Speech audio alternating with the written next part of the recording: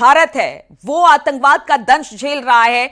पिछले कुछ दिनों में हमने देखा जैसे ऑपरेशन पराक्रम या पुलवामा हमला हुआ या फिर बाकी हमले हुए, उसको लेकर एयर स्ट्राइक की गई, सर्जिकल स्ट्राइक किया गया। लेकिन इस बार तो यह मामला बहुत ज्यादा आगे बढ़ गया था क्योंकि यहां पर 26 निर्दोष लोगों को मौत के घाट उतारा गया था, इसलिए लोगों में जबरदस्त गुस्सा था। सर्वेश भी हमारे साथ प्रयागराज से जुड़े हुए हैं। सर्वेश, जिसका इंतजार पूरा देश कर रहा था कि उस पाकिस्तान से बदला लेना है जिन्होंने बेकसूरों की जान ली है, अब एक बड़ा हमला भारत की तरफ से किया गया है और अब इसकी सराहना चौतरफा हो रही है और साथ ही भारत ने कह दिया है कि हमारा टारगेट तो सिर्फ आतंकवाद और आतंकवादी है, हमें पाक आवाम से कुछ लेना देना नहीं है। और वो जो टारगेट करके मारा गया है उसमें भारी तादाद में बताया जा रहा है कि जो आतंकवादी है वो मारे गए। क्या सोचती है प्रयागराज की जनता?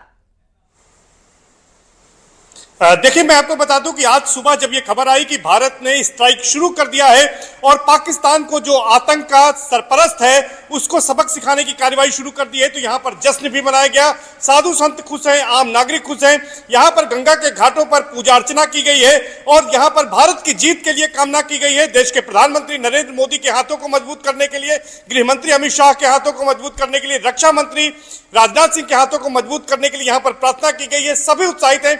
हमारे साथ इस समय निर्मोही यानी अखाड़े के संत वैकुंठ यहाँ पर हैं, मौजूद हैं। उनसे बातचीत करेंगे ब्रह्मांड गुरु जी, और ये जानने की कोशिश करेंगे कि आज संत समाज क्या कह रहा है, किस तरह की ताकत मिले भारत को और किस तरह से आतंकवाद का समूल नाश हो, क्या सोचते हैं, उनसे बातचीत करेंगे। गुरु जी, सबसे पहले आज जो ये खुशखबरी आई है कि भारत ने पाकिस्तान को सबक सिखाने के लिए स्ट्राइक शुरू कर दी है, किस तरह का रिएक्शन है आप लोगों का?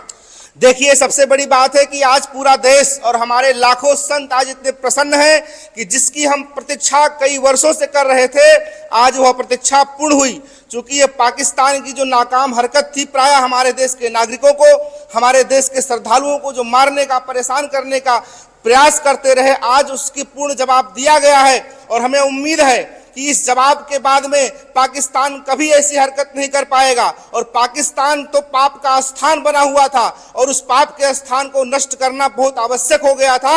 इसलिए यह पावन समय और पावन युद्ध बहुत दिव्य है। और हमारे देश के यशस्वी प्रधानमंत्री श्री नरेंद्र मोदी जी एवं रक्षा मंत्री और गृह मंत्री जी, इन सबको मैं धन्यवाद देता हूं। और जरूरत पड़ेगी तो हमारे लाखों संत इस युद्ध में कूदने को तैयार हैं।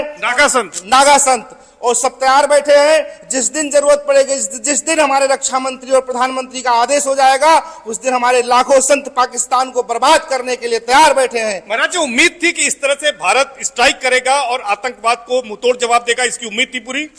पूरी उम्मीद थी, क्योंकि जो उसका प्रयास आज 70 सालों से चल रहा है, भारत में बहुत पहले यह हो जाना चाहिए था, बहुत देरी से ऐसा हुआ। क्योंकि दुष्ट के साथ अगर दुष्टता ना करो तो ठीक नहीं होता है। क्योंकि प्राय वो हमेशा भारत को चिढ़ाने का काम करता था, भारत के नागरिकों को परेशान करने का काम करता था, या हमारे जो हिंदू पाकिस्तान में रह रहे हैं उनको परेशान करता था। हम उसका भी बदला लेंगे, क्योंकि हमारे हिंदू हमारे भारत के नागरिक हैं और हमारे भारत के नागरिकों को अगर कोई परेशान करेगा, पाकिस्तान हो या कोई भी स्थान हो, हम उसको मुंहतोड़ जवाब देने के लिए आज सक्षम हैं। साधु संत भी कह रहे हैं कि हम मुंहतोड़ जवाब देने को तैयार हैं और यही है भारत के आवाम। कहते हैं कि हर युद्ध में भारत के नागरिकों ने बढ़ चढ़कर सरकार का साथ दिया है और वही साथ की इस वक्त जरूरत है। जिस तरह से भारत ने पाकिस्तान के अंदर हमला किया है, पीओके को निशाना बनाया है, अब पूरा भारत इस वक्त एकजुट होकर सरकार के साथ खड़ा है। गोरखपुर से रामगोपाल भी हमारे साथ हैं और हमारे साथ वाराणसी से भी जुड़ेंगे हमारे संवाददाता उपेंद्र द्विवेदी। लेकिन इस वक्त चलते हैं रामगोपाल के पास। रामगोपाल, जिसका इंतजार किया जा रहा था 14 दिन, आज 14वें दिन जिस तरह से स्ट्राइक किया गया, देर रात स्ट्राइक किया गया, पाक प्रायोजित आतंकवाद को खत्म करने के लिए भारत ने एक पूरा प्लान तैयार किया गया। कहा जा रहा था कि वक्त क्यों लिया जा रहा है, वक्त शायद इसलिए लिया जा रहा था कि उन ठिकानों को टारगेट करने के लिए पूरी एक योजना बनाई गई थी, जिस योजना में आज भारत सफल हुआ है। भारत ने सफलतापूर्वक कई आतंकवादियों को मार गिराया है और इसके बाद अब भारत की जनता खुशी मना रही है। गोरखपुर की जनता क्या कह रही है भारत के इस स्ट्राइक के बाद? बिल्कुल, चूंकि जो वक्त लिया गया वो प्लानिंग के लिए लिया गया कि अगर हम आतंकिस्तान को नेस्तनाबूद करते हैं तो हमारा कोई नुकसान ना हो, और उसमें भारत सफल रहा। गोरखपुर की जनता भी हमारे साथ है। हमला तो कर दिया जी, इसी को पूरे देश को इंतजार था और बहुत बढ़िया कदम उठाया भारत ने। और जो पहलगाम में निर्दोष जो भी बेगुनाह लोग मरे थे उनके लिए बहुत, उनके परिवार के लिए बहुत अच्छा। क्या कहेंगे? ये एक बहुत ही अच्छा कदम भारत द्वारा उठाया गया है और निश्चित रूप से हर देशवासियों को इसका इंतज़ार था कि हमारे जो भी निर्दोष नागरिक पहलगाम में मारे गए थे उनका हम बदला लें। और अभी तो ये शुरुआत है, आगे देखिए मोदी, ये शुरुआत है जी, आगे भी और भी काम ऐसे ही होते रहेंगे, उम्मीद भी है।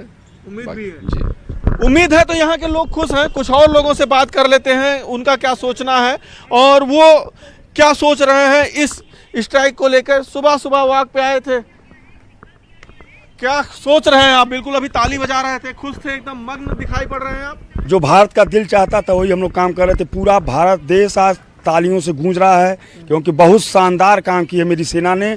इस सेना को लगातार इसी तरह से करारा जवाब देना चाहिए पाकिस्तान को, उसके नस्ते-नाबूद को समाप्त करके ही ये युद्ध रुकना चाहिए।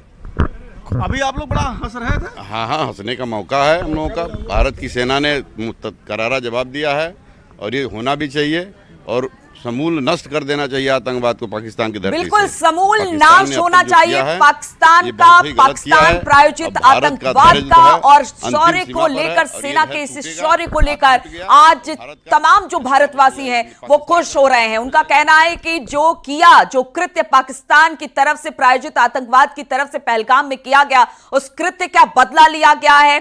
26 मारा था तो 70 मारने की बारी इस वक्त भारत की है। पता नहीं अभी तो 70 की बात हो रही है, आगे और कितने खबरें आती हैं, कितने उसमें आतंकवादी मारे गए हैं ये तो बाद में पता चलेगा। लेकिन एक बड़ा स्ट्राइक किया गया भारत की तरफ से और वो भी फुल प्लानिंग के साथ, जिसमें कोई चूक नहीं, किसी तरह की कोई गड़बड़ी नहीं। निशाने पर, टारगेट पर बड़े बड़े आतंकवादी थे। वाराणसी से उपेंद्र द्विवेदी भी हमारे साथ हैं। उपेंद्र, जिसका इंतजार पूरे भारत को था, लगातार कहा जा रहा था कि दिन क्यों लग रहे हैं, लेकिन अब पता चल रहा है कि कितनी फुल प्रूफ प्लानिंग के साथ आतंकवादी ठिकाने पर भारत ने हमला किया, सटीक पड़ा। और आज कह सकते हैं कि जो आतंकवाद की मूल जड़ में जो लोग थे पाकिस्तान में इस वक्त, वो बिल्कुल धाराशायी हो गए हैं, नेस्तनाबूद हो गए। वाराणसी की जनता इसको लेकर क्या कह रही है, क्या सोचती है सेना के इस ऑपरेशन को लेकर, सरकार को लेकर, और जो ऑपरेशन किया गया और आतंकवाद को लेकर जो मुंहतोड़ जवाब दिया गया है उसे लेकर।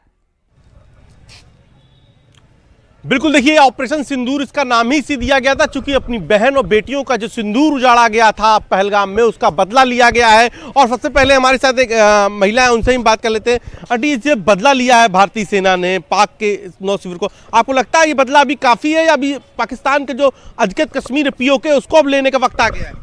अभी तो बहुत काम बाकी है, मोदी जी को भी बहुत कुछ करना है। आपको मोदी पे विश्वास है? सेना बिल्कुल 100% विश्वास है। 100% विश्वास। आपको लगता है उन बेटियों का, उन बहनों के सिंदूर का बदला ले लिया गया?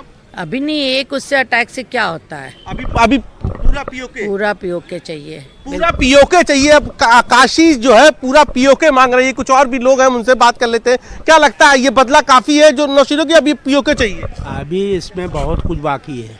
अच्छा, अभी काशी का इतना दिल इससे नहीं भरेगा? नहीं, POK चाहिए। काशी को POK चाहिए। कुछ और भी हमारे साथ लोग हैं, उनसे भी बात कर लेते हैं। ऐसा जिस तरीके से भारतीय सेना ने हमले किया, भारतीय सेना ने नेस्तनाबूद किए आतंकी शिविर, आपको लगता है ये काफी है या अभी नाकाफी है? अभी POK अभी नाकाफी है, अभी और होना चाहिए। अच्छा, हम तो चाहते हैं कि पाकिस्तान का नामो निशान मिट जाए।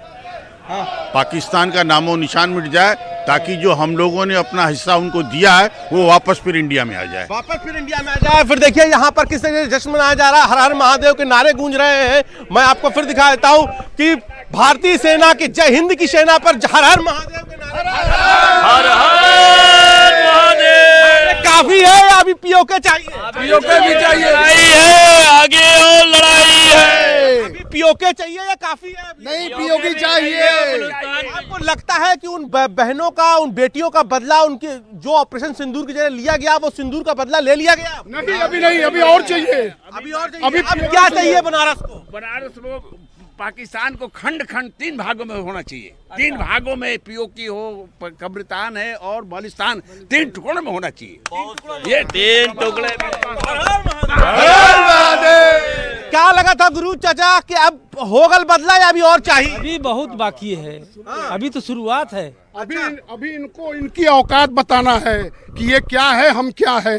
तो जय हिंद की सेना है आज। जय हिंद की तो आपको लगता है कि ये बदला पूरा हो गया या लेकिन अब की अभी बदला बाकी है? बदला अभी बाकी है और बहुत बाकी है, और मोदी जी को जो लोग अंडर एस्टिमेट कर रहे हैं उनको समझ में आएगा आगे। हर हर महादेव। मोदी पे विश्वास है? पूर्ण विश्वास है, पूरे देश को विश्वास है, 100% विश्वास है, 100% मोदी पे विश्वास। मोदी पे पूरा विश्वास। मोदी पे विश्वास है? एकदम मुमकिन है। मोदी है तो मुमकिन है। मुमकिन है, ये आज साबित हो गया। बिल्कुल साबित हो जाएगा। पाकिस्तान जो है अब रोना रो रहा है कि केवल सिविलियन को निशाना बनाया गया है। ऐसा कुछ नहीं है। मोदी जी ने एकदम टारगेटेड वार किया है और आगे भी करेंगे। घर घर मोदी, हर हर मोदी। तो आपको लगता है कि ये बदला पूरा हुआ भाई साहब या अभी और बाकी है? नहीं, अभी तो जंग स्टार्ट हुई है, अभी देखिए कहाँ तक जाती है। अभी तो जंग स्टार्ट है। दबोच के जिस तरह से मारा है उससे बचने के लिए कुछ तो रास्ता चाहिए, इसलिए वो कह रहे हैं नागरिक मारे गए।